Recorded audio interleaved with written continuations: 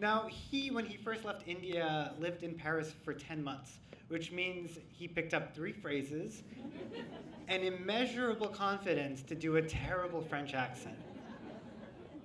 When it's our turn to order, he says, "Un café au lait, s'il vous plaît?"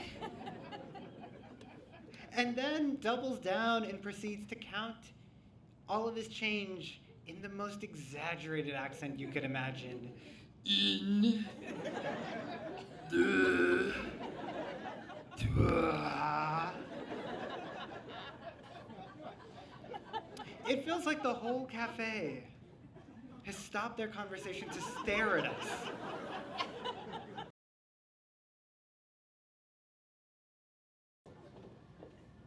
I'm less than a year out of college, living on my own here in DC, when my mom asks if my father and I want to join her on a work trip to Geneva, Switzerland.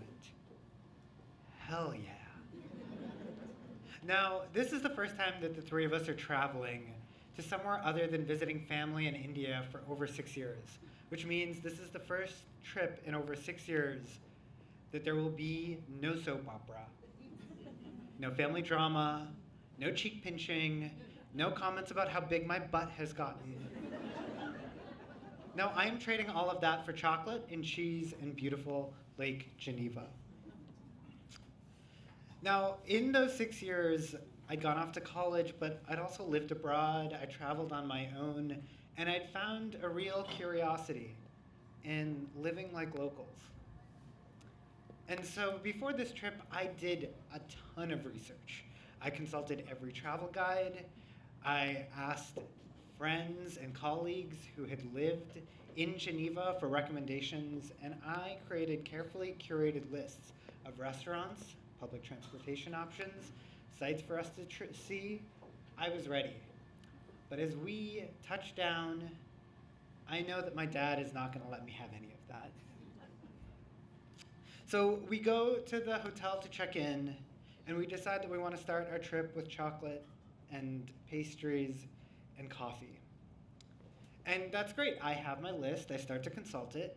When my dad decides to saunter up to the check-in desk, not the concierge, the check-in desk, where he bombards them. That is popular with tourists. What? Dad, we're not here to be tourists. We're here to be locals. Now, this is so typical of him. He is the kind of person who loves to play dumb and pull one over on people to get them to do exactly what he asked for. He proudly brings expired coupons into Pizza Hut. And he refuses to pay for a latte in his life, but he loves to order an espresso with a little steamed milk on the side. We're not doing this here. So we end up getting a recommendation for a nearby patisserie, and when we arrive, it's small. But as we walk in, we're hit with the smell of espresso and croissants. There are 3 small tables inside with people who are all speaking French. Okay, this is pretty good.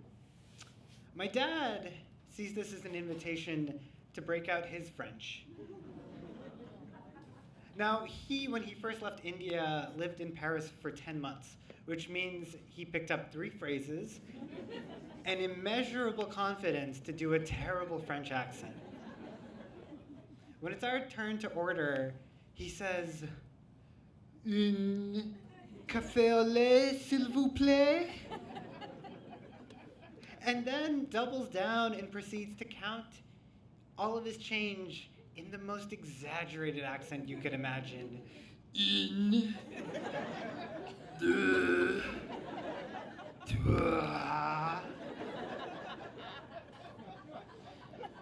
It feels like the whole cafe has stopped their conversation to stare at us. And my mom and I, we make eye contact, horrified. Because we're on the same team here. Growing up, my mom would always teach me a lesson that she learned when she first moved to the US. Always do your homework ahead of time. Don't ever let people think that you don't know what you're talking about. And in this moment, my dad loves letting people know that he has no idea what he's talking about. So when we get our coffee and our pastries, we drag him out. This trip is off to a bad start, but if there's one thing that will turn it all around, it is raclette. Now, if you don't know what raclette is, it's this cheese. It is often served in like a half wheel under a flame, and then it's melted and they scrape it off right onto a bed of boiled baby potatoes and little cornichons. It is cheesy, it is creamy, and then pow, there's a kick of pickle. It is unbelievable. Raclette reminds me of the year that I had lived in London, where my good friend the internet helped me find the best street markets and cafes and restaurants that a student budget could afford. Now, we find out that we've come here at the wrong time of year for raclette. And I'm disappointed. But, I tell myself if the locals aren't eating it, then we're not eating it either. And I resign myself to just settle for fondue.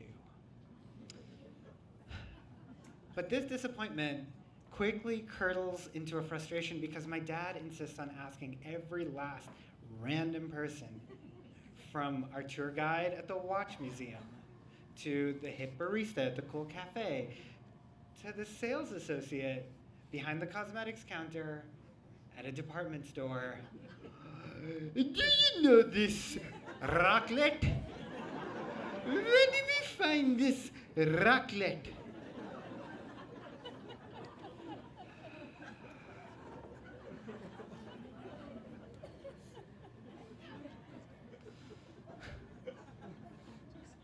I cannot believe him.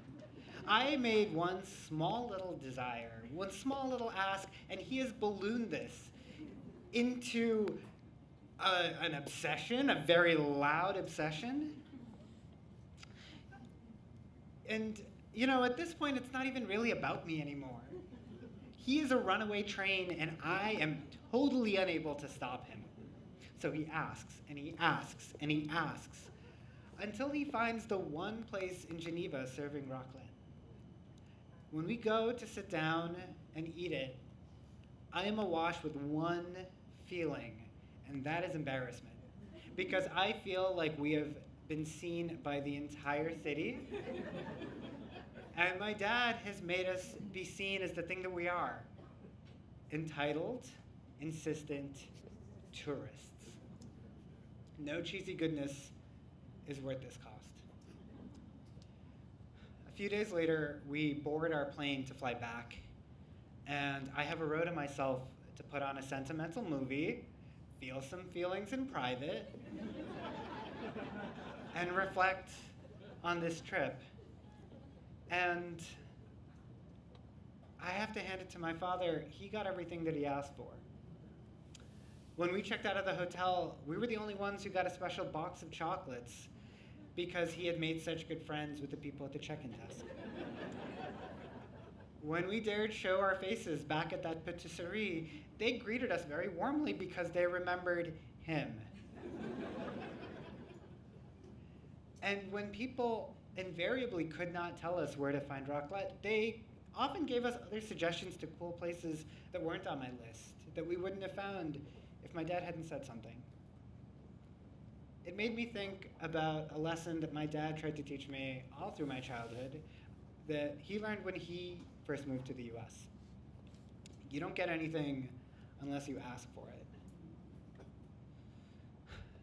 Now, when I was traveling as a brown man, I feel like I just regularly tried to make myself invisible because there's a lot of safety in not standing out. There is no TripAdvisor guide on being seen. But in my father's vulnerability, there was an invitation. Sometimes to unwanted attention, but oftentimes to a human connection. When my dad first landed in Albany, he went grocery shopping and was overwhelmed by the number of choices of bread that there were, and literally only made it home because he asked for help. Compare that to my mom, who arrived to New England winter and a dorm room with an open window to air it out. And when she couldn't figure out how to close it, she just had to sleep. She was too shy to ask anyone for help, so she just slept in her new winter coat. So I guess, Dad, you have a point.